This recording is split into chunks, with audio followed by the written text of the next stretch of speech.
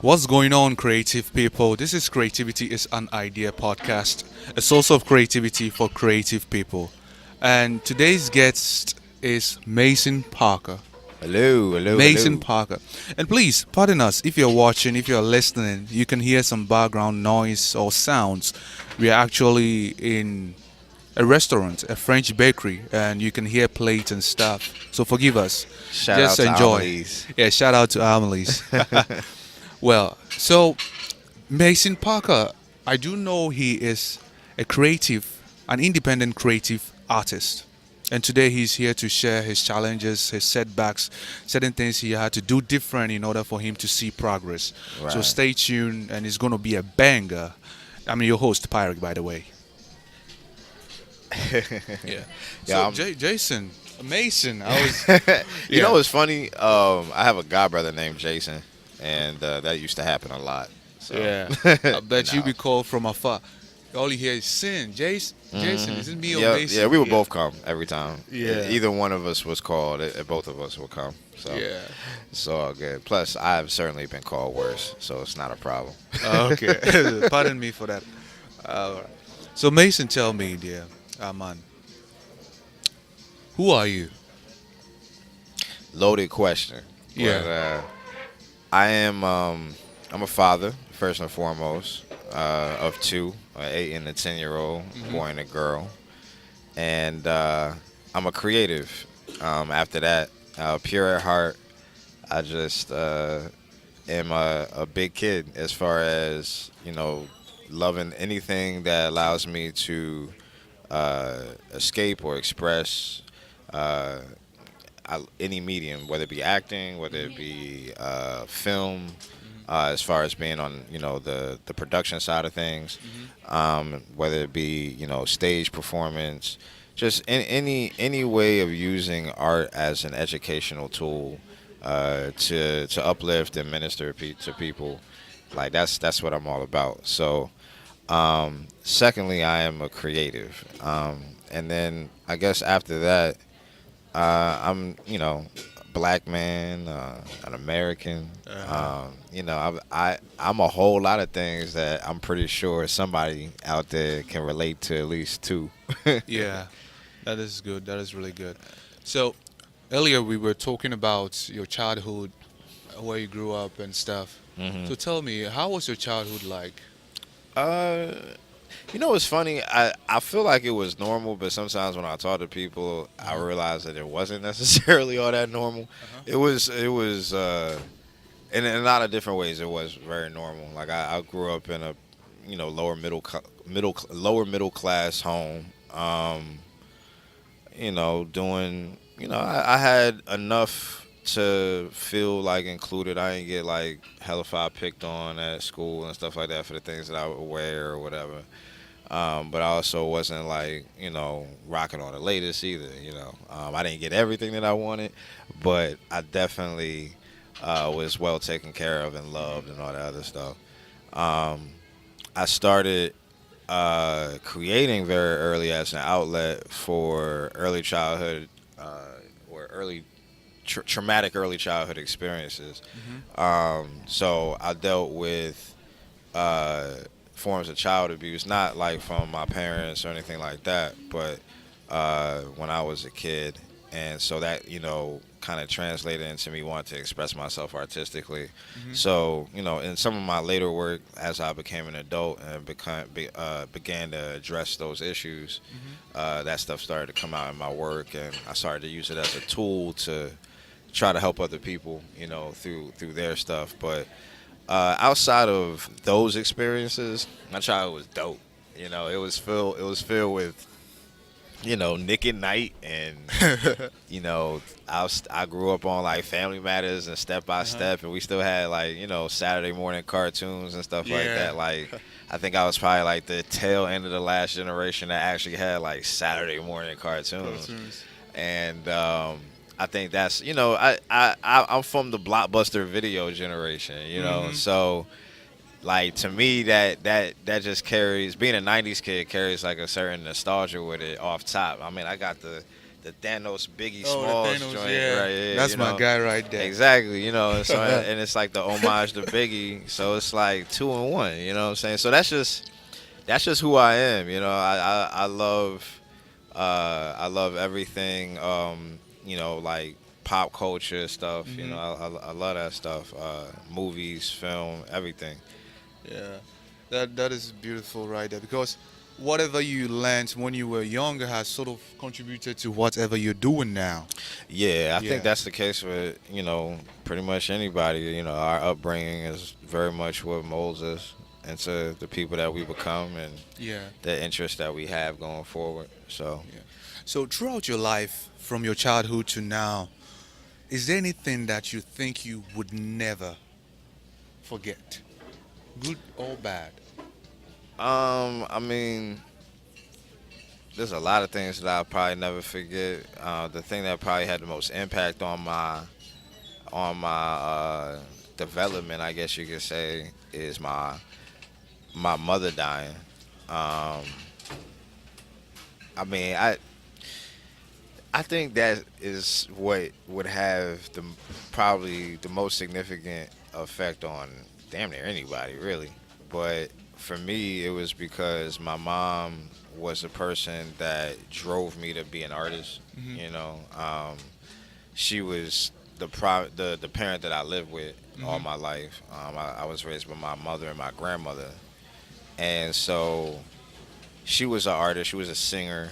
You know, she was a creative. Every time I came home, almost she would be like painting something or in the garage breaking down some kind of furniture or something like that and refinishing it and Hmm. you know whatever she would be doing. And it was just so awesome to always be around that. And I guess I appreciate it more now that it's not here, of course. But uh, I can look back and see how that really, really made me who I am, and that being at home for me is being around other creatives and being around or in a creative space where we could just be like there's a guy here who owns a theater company, On Cue Productions. His name is Quinn Talley. Yeah. I don't know if you know him, Yeah, I've but heard of him. yeah. So Carlos Robson, you've had him on the show. Uh-huh. Like all of us come from the same collective Hmm. of artists and poets and stuff like that. And we used to have this place called the Art House, Hmm. where it's just a place where some of the poets lived, but we would all kind of like commune there. You know, it was like the headquarters. Okay. And so when my mom was sick, Uh-huh. you know, I basically lived there. Like I didn't actually live there, but I was there enough, and I slept there enough, just to be constantly around that vibe, and yeah, man, it's essential. It's Yeah. essential. Guess when you're around those creative people, you feel a sense of belonging. Yeah, exactly. Because um, that's home for me. Hmm. Being around that vibe, being around art, being around some creative energy is just nurturing to me because that's how my mom was. Yeah. So um, definitely when she passed away, Uh-huh. not having that presence anymore, is really, really significant. So when your infrastructure pretty much crumbles, Hmm. you have to kind of like figure out the world again. You know what I'm saying? And that's actually kind of how Paperback Hero Saga, the last project that I did, which I know we're going to talk about later, but Uh-huh. that's actually kind of how that was birthed out of that healing process. And Okay. yeah, so it's been a very interesting journey, man. Yeah, I feel you on that.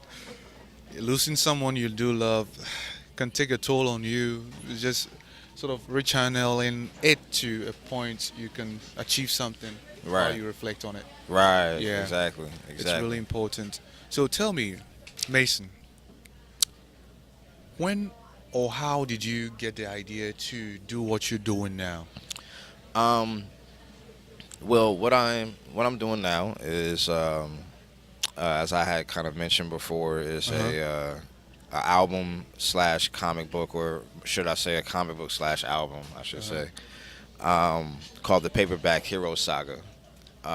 And basically it's an allegorical tale told through music, short film, comic book, and spoken word of the individual's journey towards self-discovery. So basically, we follow a 13-year-old boy named Malik as he is introduced to the knowledge of self by his spiritual guide Toth, and who's voiced by Boris Blues Rogers, another great Charlotte-based artist, and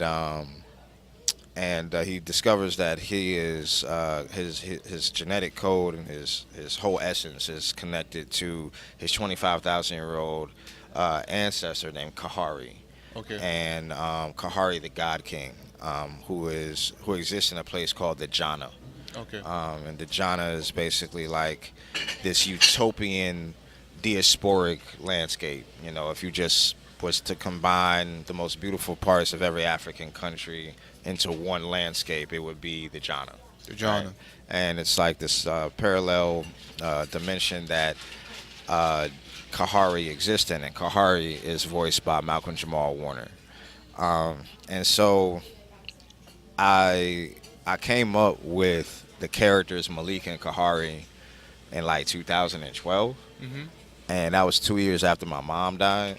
Okay. And it was basically just, all right, so I always say high level and low level thinking. So like there's the deep reason that we come up with stuff, and then there's the business logical savvy reason that you make it make sense for you to like do it and pursue it as a business endeavor, right? So like the high level idea was, okay, I'm gonna do a story based on, you know, myself. Okay. Because I want to turn myself into a superhero. The low level idea was, okay, from a marketing standpoint, it gives me more material to market my music with, right?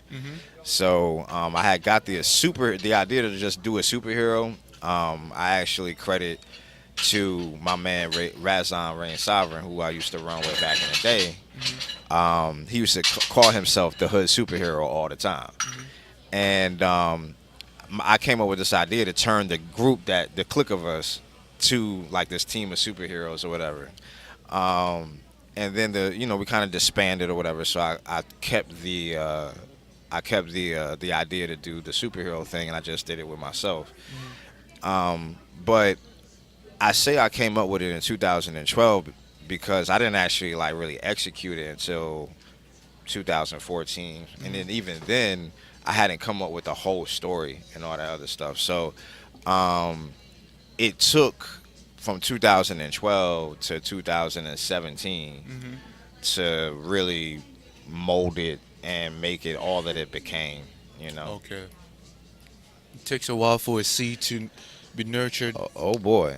Oh boy, yeah, it definitely does. And then not only that, like I had to live life because it's based on my journey and my, you know, lessons that I've learned and are learning, you know. So it's not like I'm some guru who's got it all figured out and I'm now writing like this how-to manual. Like nah, it's like I'm going through this as well. So it's a up and down struggle for me, but you know, similar to the layman, you know, I have a heart to do the right thing and a heart for good things and to enrich my life and the life of the people around me, right?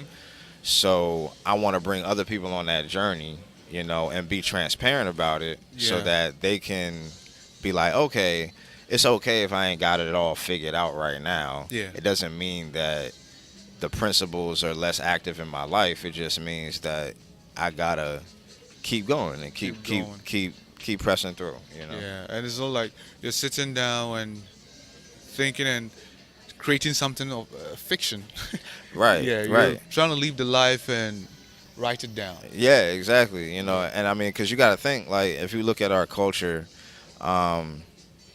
And I mean, and even African culture. I mean, you're from Ghana. Yeah. Like storytelling is just embedded in us, you know. Yeah. And storytelling with a purpose in order to educate is embedded in us. So, you know how we, handed down our culture, how we handed down our heritage, how we instill certain life principles into our youth.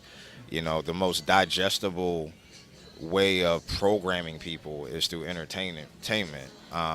And through bright, flashing, colorful images and stuff like that. But just think about how much you've learned about life from like Batman, or whatever. Yeah. So it's really profound if you think about the cultural impact that comic books have had. You know, whether you say, "Oh, I'm not really into those" or not, like everybody knows Superman and Batman. Everyone knows the stories and the principles that those two characters represent.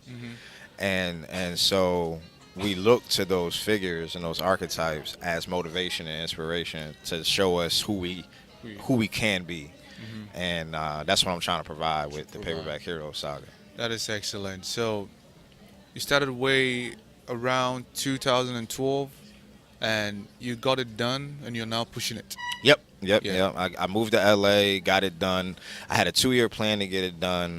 Managed to get it done in about 10 months, and it's been a blessing, man. It's been a ride. Like I'm telling you, I'm enjoying it. Excuse me. I'm enjoying it. It's been exhausting, but it's also been just as rejuvenating as it has been exhausting. Every step of the way.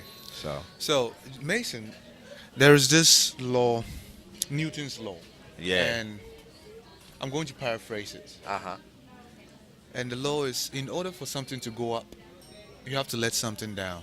So tell me, Mason, what did you have to leave behind before you started seeing this progress you're seeing? A lot of childish ways. I think it's somewhere in First Peter or something like that. When I was a child, I spoke as a child. I thought as a child, I behaved as a child, but when I became a man, I put away childish things, something like that. And that's true. You know what I mean? I looked at my life and I was like, yo, I can't allow myself to continue to be hung up by the same things that I've been being hung up by since I was like 12 or a teenager or 20-something, early 20s. Like if I felt like it. I forgot who it was from Wu-Tang, but they said that, I think it might have been RZA or somebody. But they were like, yo, if you repeat a year, if it seems like you're going through the same thing over and over again, if you repeat a year, it's because the universe is trying to get you to catch something that you keep missing.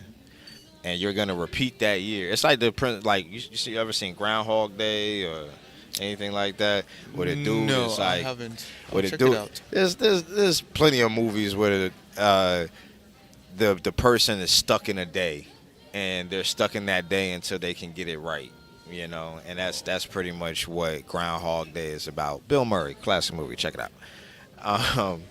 But that's pretty much what life is. It's gonna keep sending you through those same lessons until you get it, so that you can be what God needs you to be, so that you can carry out the mission that He got for you. You know what I'm saying? So I had to relieve a lot of childish thinking behind. I had to take responsibility and ownership of my own healing process. I had to leave some people behind.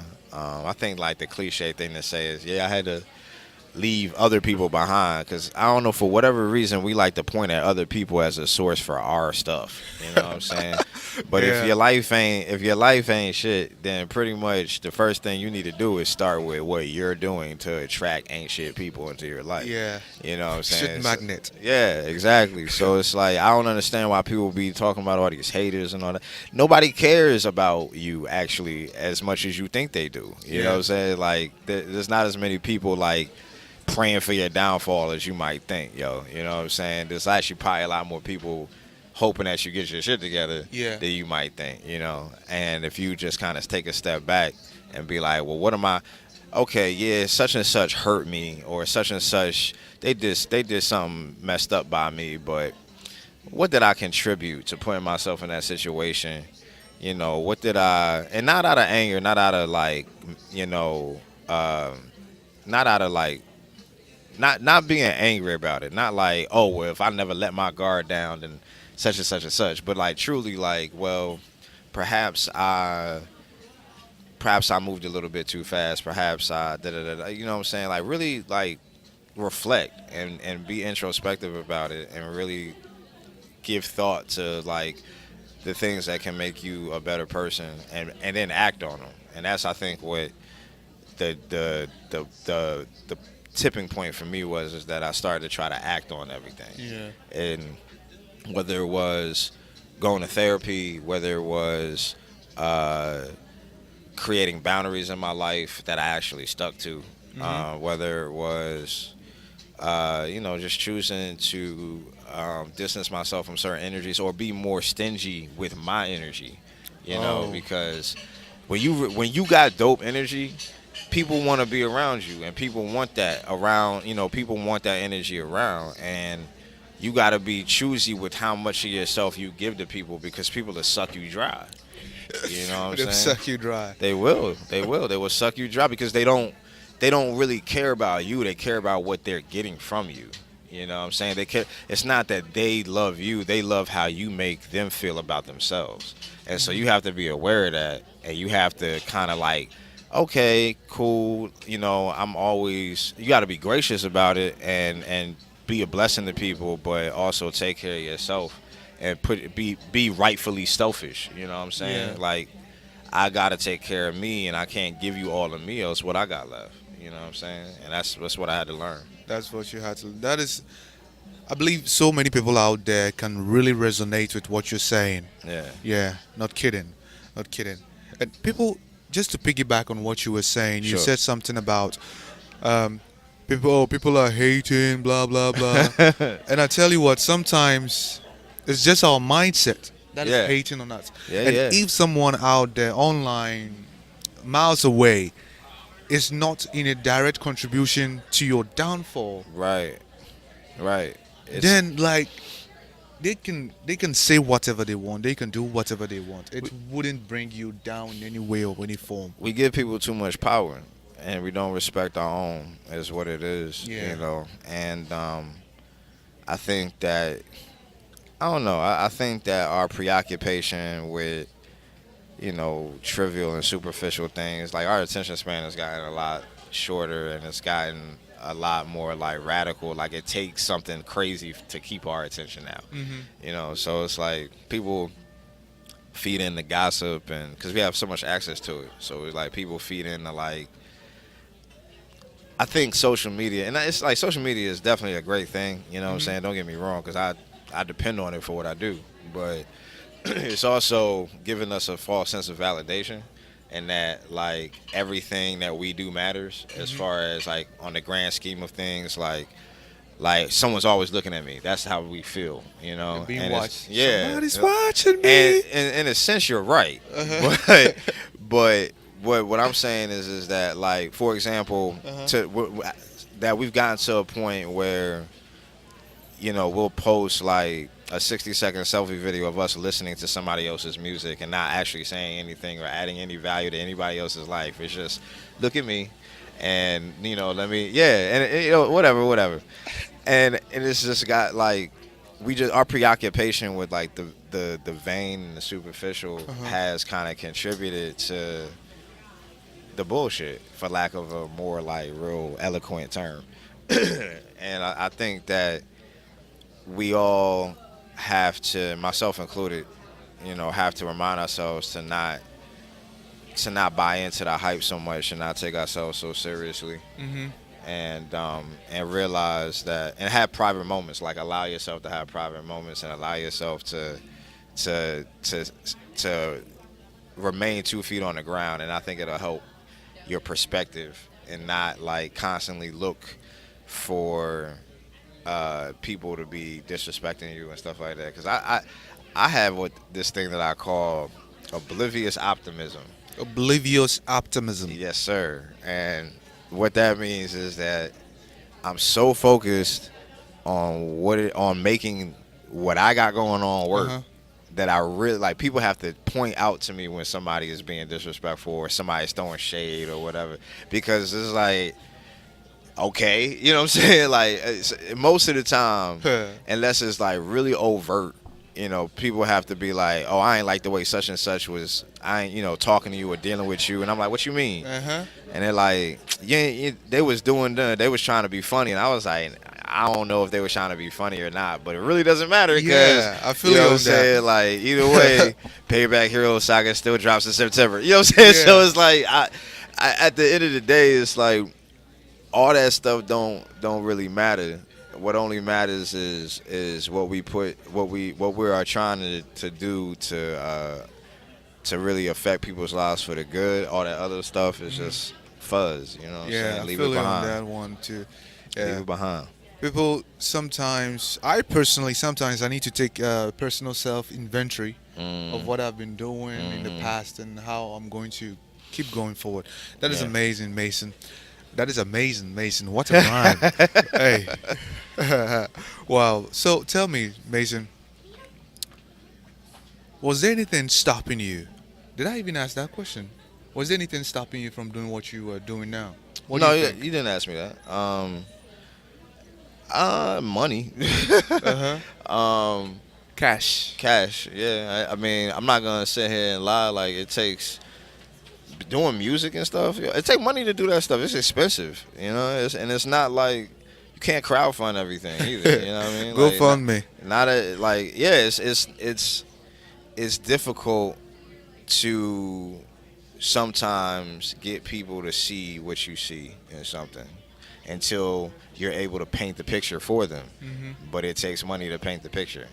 So it's like you're in this conundrum as an artist where you're like constantly trying to find somebody else to buy into your vision, whether it be a patron, whether it be an investor or whatever. You're constantly trying to find somebody like, please believe in me, you know what I'm saying? And to find somebody that does is a blessing in any capacity, whether it's like they share your post or whether it's they are investing $1 million in your project. You know what I'm saying? Like, from the top to the bottom, to find somebody that's willing to support you is hard. Shoot, it's hard to get people to pick up a penny. You know what I mean? And so I don't know. It's besides money, I think balancing life, like just the balance. You know what I'm saying? Like, all right, I got 2 children. I don't have the money to actually adequately do anything that I'm trying to do, whether it be the type of father that I want to be or be the type of artist that I want to be. So I'm like constantly stuck in this, like, you know, rat race almost, you know, trying to like constantly if you can like picture like a cook in a big kitchen with like 4 different stoves. He's like running around the kitchen like a madman trying to make sure everything don't burn. Exactly. And it's like, that was my life, or is my life to a certain extent. You know, I have the pleasure of being able to focus on my craft full time at the moment. But shoot, even legends in the game got day jobs, you know what I'm saying? So, not seriously, bro. Like, a lot of people don't realize, like, Bun B teach college, like, is a professor at, like, Houston University or something like that. Q-Tip, I believe, is a curator at the Schomburg. And, like, those are technically day jobs. Like, somebody else is signing your check, you know what I'm saying? So, it's something that as I've gotten more mature, like, I've realized, like, yo, no matter what level you're on, you're always going to be doing that dance. So you might as well just get really good at it. Yeah. You know what I'm saying? So I guess what I'm saying is, as I've become more successful and I've hit plateau after plateau in my career, I've realized that the equation don't change. You know what I'm saying? And I heard Denzel Washington say that comfortability is actually that artists or the creator's like worst enemy. Mhm. It's getting complacent and getting comfortable. Like when Jeezy used to go perform, I mean not perform. When Jeezy used to do an album or whatever, he used to do it like in a home studio, you know. And a lot of artists do stuff like this. Like you go back to the basics so that you could feel that feeling that you felt when your ribs was touching, when when you was hungry, just fresh in the game. Yeah. Big said, do every project like your first project, every project like your first project. So that mentality, like yo, this is do or die. It never goes away. That's what keeps us Going. doing what we do the way we do it. If you once you that leaves you, you probably need to stop doing it anyway. Yeah, you lose your momentum and you become wishy-washy. Yeah. So I guess the problems ain't really problems. They just part of the cycle, you know? Part of the cycle. Like I've been around multi-millionaires, and the question is always still, where's the money coming from? I want to do X, Y, and Z. All right, where the money coming from? I got this much money. All right, I got to go get some more money so I can do da-da-da-da-da. You know what I'm saying? Like, it don't stop. Don't stop. Yeah, I think at certain point, you feel good when you're able to achieve something, even when you solve issues. You need money, and you're wondering where it's going to come from. Yeah. And look back 2 months ago. Money was very hard, but now it's like, okay, the project is done. Like, Right. Right. And it's at the end of it, everything works out. Yeah. I mean, I'm a firm believer in that. What's for you is for you, and the universe will make sure that you have it. The only person who can mess that up is you. And at the end of the day, you know what I'm saying? Like it's one of those things where just keep going, and you know, and this is a self-talk too. I'm talking to myself. Like just keep going, and you will get where you're supposed to be. And if you submit to, because I was raised in the church, so like Jeremiah 29:11, you know, for I know the plans I have for you, and all that good stuff. And I believe that, you know, whatever, if your will lines up with God's will, God don't want nothing but good stuff for you, right? So if your will lines up with God's will for you, then wherever you end up is gonna be better than you could have imagined. And your imagination only puts a limit on what God is actually trying to do for you, because he's smarter than you. Yeah.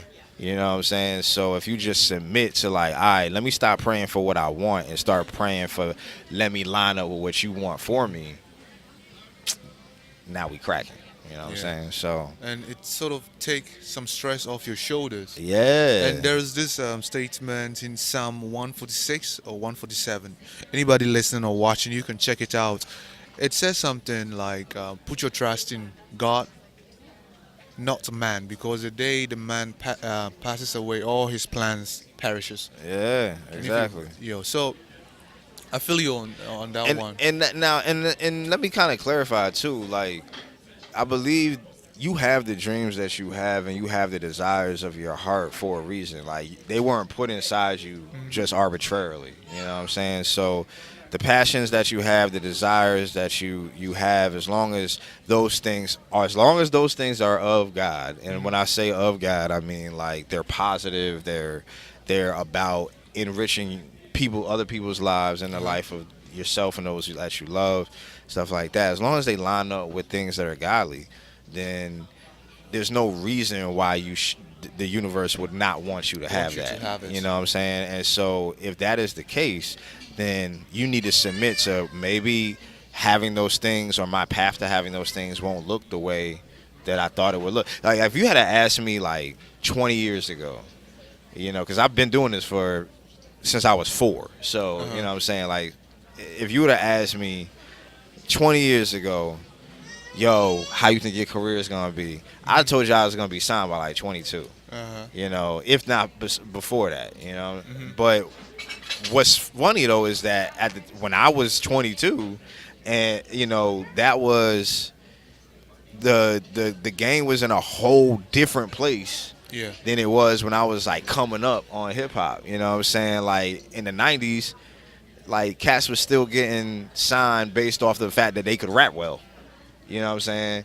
And you actually still wanted to get signed. You know what I'm saying? To it, like the labels were still like as far as people were concerned, the only way to enter the industry. Now it's like as an indie, you can do anything a label could do as long as you got the bread.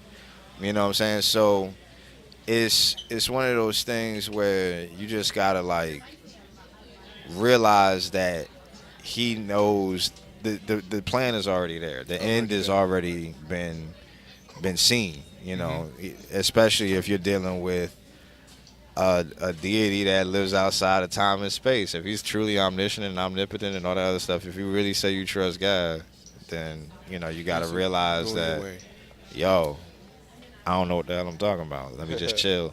Yeah, I feel you. So, Mason, at this point, I'm going to ask you this, and this is the main, the core of this show, and that is, what is your source of creativity?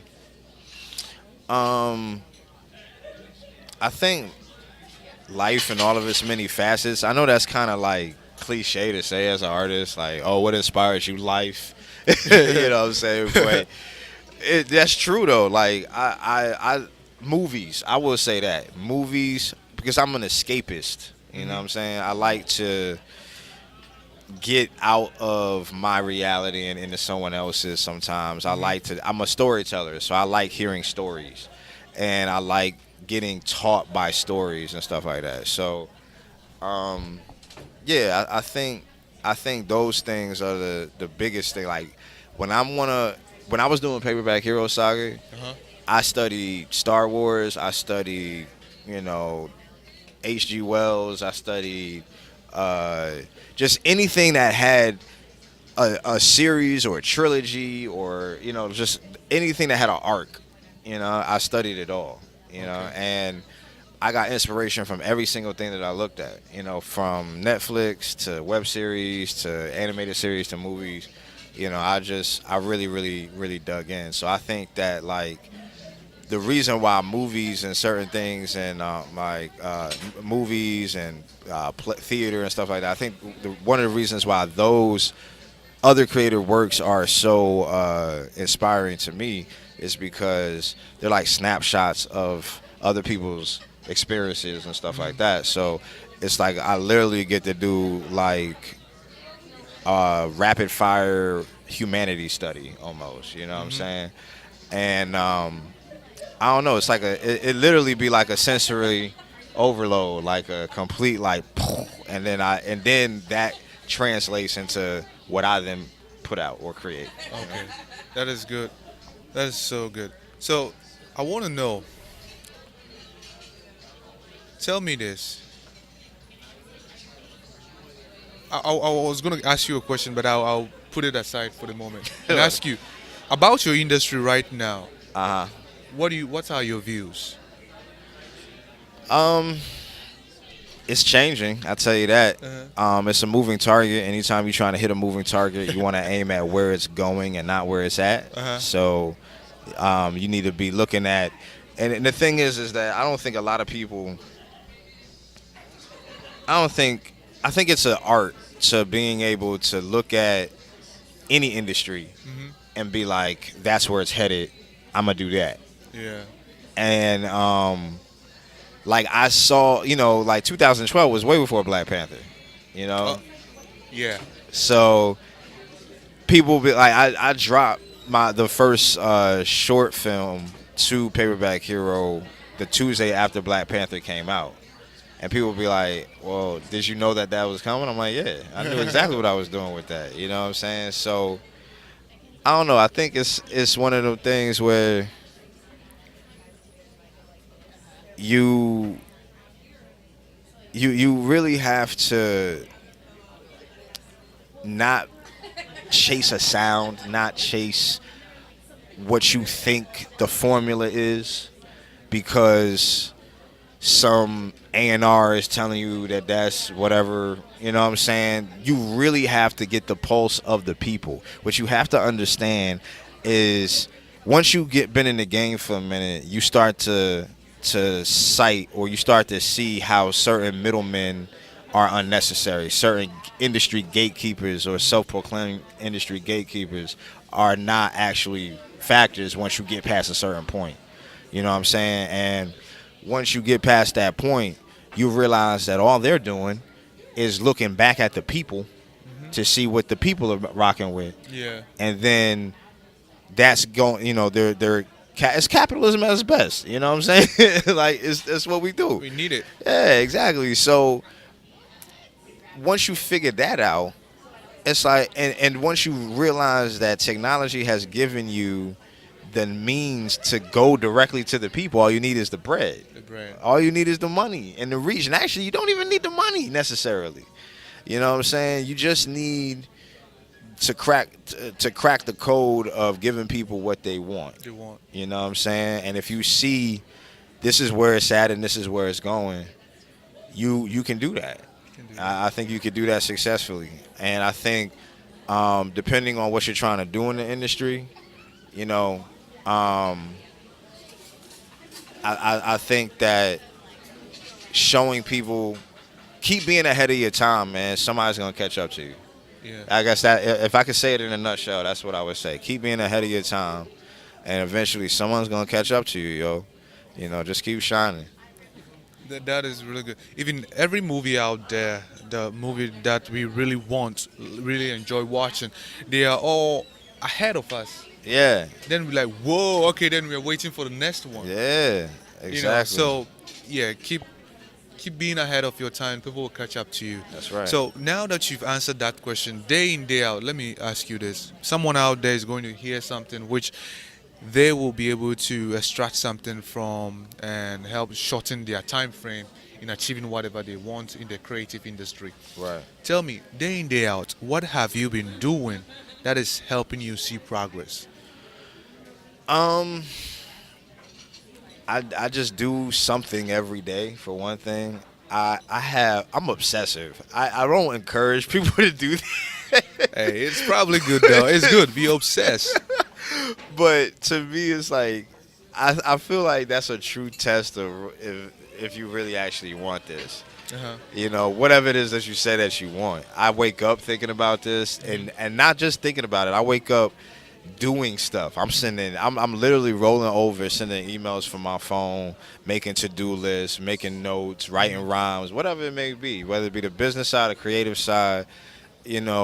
I'm always doing something. If I'm not doing the creative part, I'm doing the business part. If not the business part, the creative part.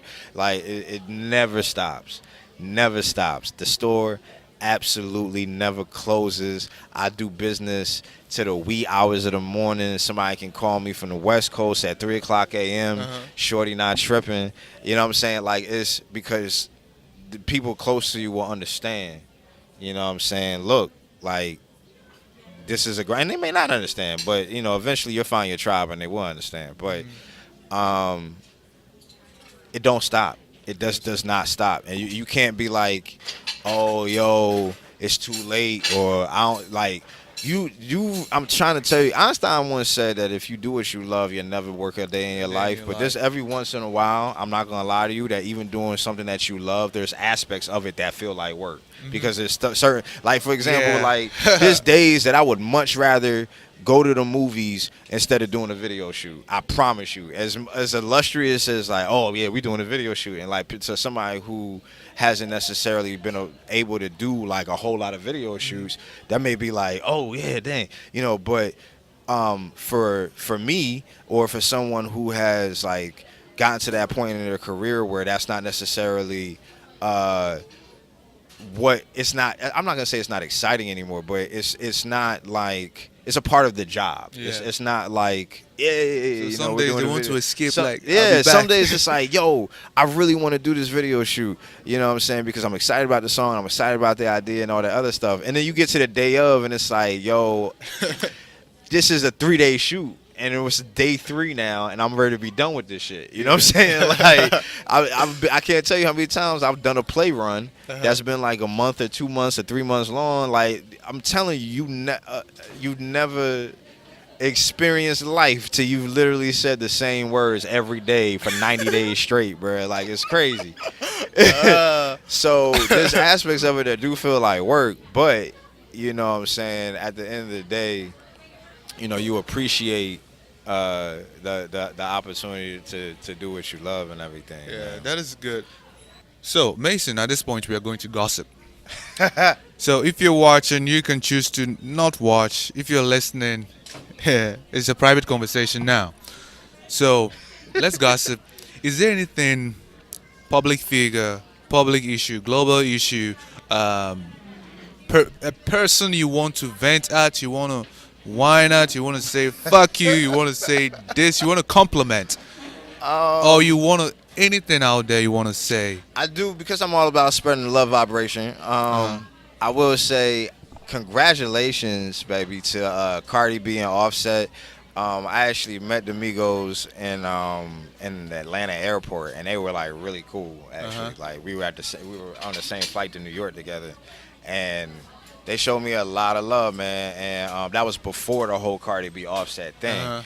And so when that happened, I looked at it with a certain level of interest or whatever, and it's just been really dope to see both of them really like treating each other good and being happy publicly and just not letting it just letting it all hang out, man. I like that. Like, that's dope. And congratulations on the baby. And I really think that that baby is going to make Cardi B's glow up. Like, her glow up about to level a whole nother level up, bro. Like, the reason I say that is because when you embrace parenthood, like I think she probably will, it's gonna force her to elevate her thinking on a level that she ain't so many things on a high level. I'm telling you, bro. Like, and so her music is gonna. I'm telling you. So what I think is gonna happen is the growth that everybody was looking to see from Nicki Minaj that hasn't happened and probably never will happen, just to keep it funky, is gonna be Cardi. I think Cardi's gonna give us that kind of Mary J. Blige type step-by-step growth, you know what I'm saying? I compare her, she in my opinion reminds me of a lot of what we liked about Mary, how real she was, et cetera, et cetera. So I think Cardi gonna be alright, man. I think Cardi gonna be alright. Just to make a connection, Beyonce, but a crazy version of Beyonce. Yeah, like an extra hood version of Beyonce. Yeah, exactly. And like, she's definitely, like, as a person who spent a significant part of his life in the tri-state area, she is definitely a chick from the Bronx. Like, you know what I'm saying? So, or a type of chick from the Bronx. So I don't mean to generalize all y'all. Wow. But yeah, she's like, she's very down to earth. I think that's what people like about her. And I don't think that, like, I want my daughter to be a Cardi B. That's not what I mean. But I think that Cardi B, the thing that we like about Cardi B is that Cardi B knows that. You know what I'm saying? So now that Cardi B got a kid, I think she gonna be like, yo, I'm an example for her, so I need to da-da-da-da-da. I'm telling you, yo, it's going to be a very interesting glow up, man. I'm telling you, I'm excited. It's so funny. It's how things are going to turn. It's going to be amazing. I can see that. Because once they have a kid, things start to change. Yeah, in the way, what they do, what they say. Yeah, man. They'll be very, very careful. Not Black China, but, not Black China. No. I had to say that on the side. Yeah, no names dropping, but anyway. We don't claim her. And tell me, so earlier you were talking about the housing issue, the housing projects. Is there something you want to make reference to? There's a housing epidemic, man. A lot of people think that affordable housing is like just an issue where they live until they go somewhere else and realize like everybody is trying to figure out how to pay rent right now. The rent has gone up across the nation. You know, it's just very difficult for lower income to middle income families to find affordable housing. And I just think that that's something that really needs to be pushed more to the forefront. I don't necessarily have any like solution to it or anything like that. I've been a victim of it, you know what I'm saying? If anything, like and from going, like, I think what made me more alarmed about it is that I went clear across the country. I went from Charlotte to LA. and it was the same shit. You know what I'm saying? Like, except worse because the cost of living is crazy higher. I was paying, like, not to put all my business out, but shoot, I ain't even there no more. So I at one point I was paying a G a month for a room, like a room in an apartment. I had a parking space, but I didn't have a car, so it didn't even matter.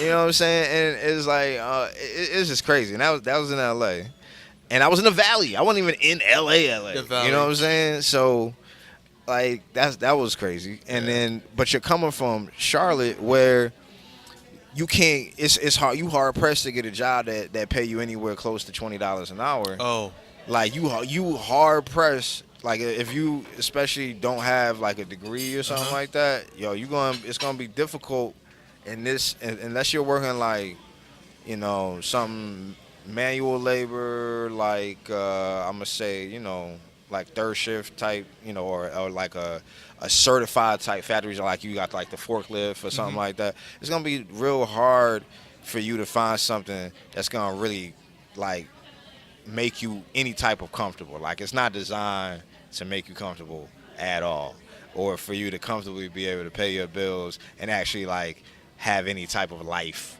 okay. You know what I'm saying? So I think that part of me is just like looking at the true housing epidemic, and then part of me is looking at just the way our society is structured and how it's designed to keep you coming back. The paycheck is a leash that keeps you attached to that job, because it's like we gonna pay you just enough to keep you kind of broke, but not really. You know what I'm saying? You gotta come back to this motherfucker. I had this. They said all you see on TV, in the movies, LA, oh this nice and stuff, but the belly of LA, you gotta be the real rich LA. or broke.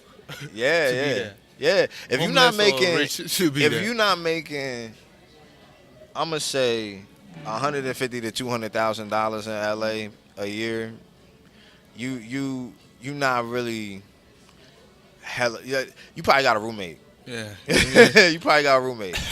Real talk. You know what I'm saying? And shoot, you might have one even if you are making $200,000 a year, depending on where you live at.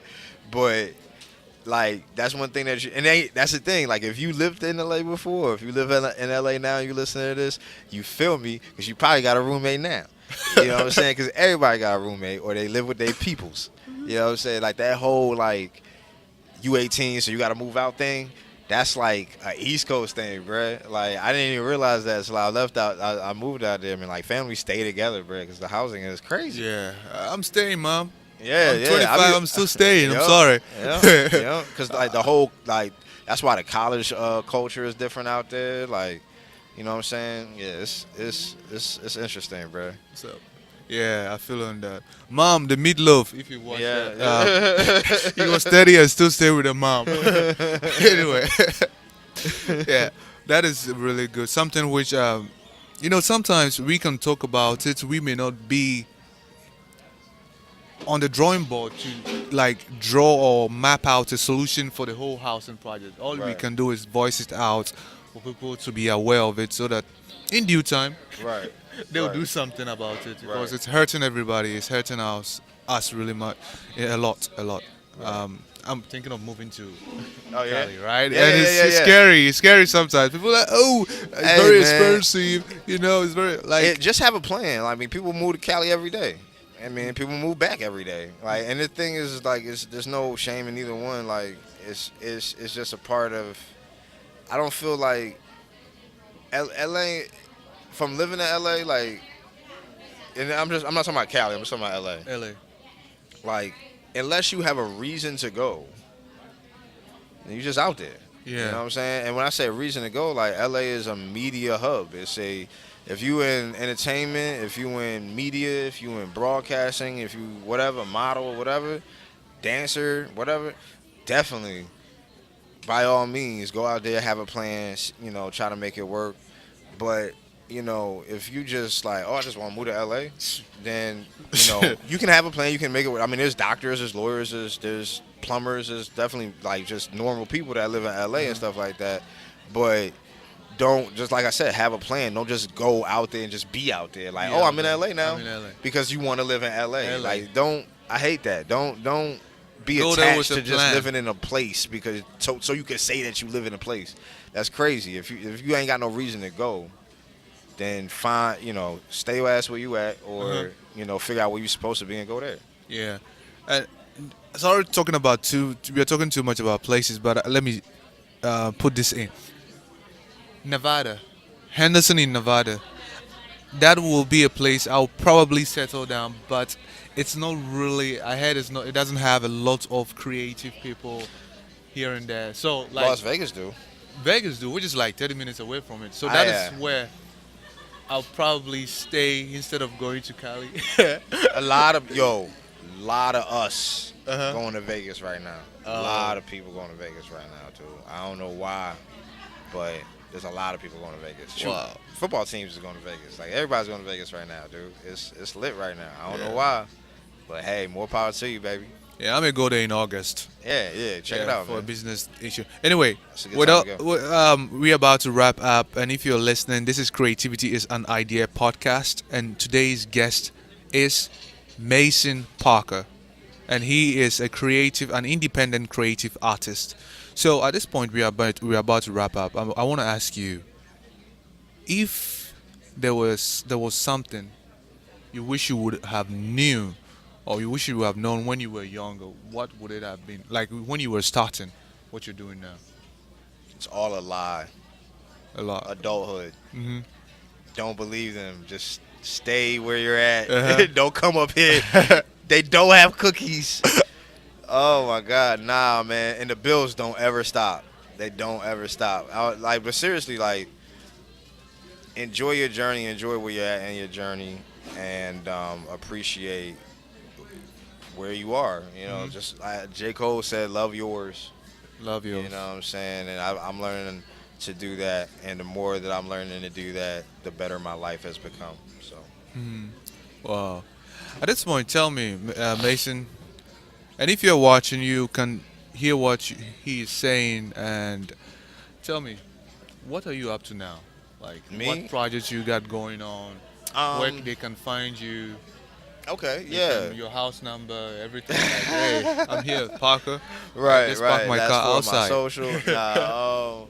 So, I am MasonParker.com. I am Mason Parker. Make sure you get both of the M's. I am MasonParker.com. And that's on everything. I am Mason Parker, Instagram, Twitter, Facebook. I am MasonParker.com. All right, so I'm going to check it out. Also on Instagram, I need you to follow FJP Bars on Instagram. I play the lead of John Q in a new web series, a new interactive web series called Bars, which by interactive we mean. I saw you on that one. Word. Yeah. All right. So yeah, by interactive, it's really dope. You guys choose what happens next in the story. So at the end of each episode, the audience will decide, does John Q stay at the battle? Does he go to work?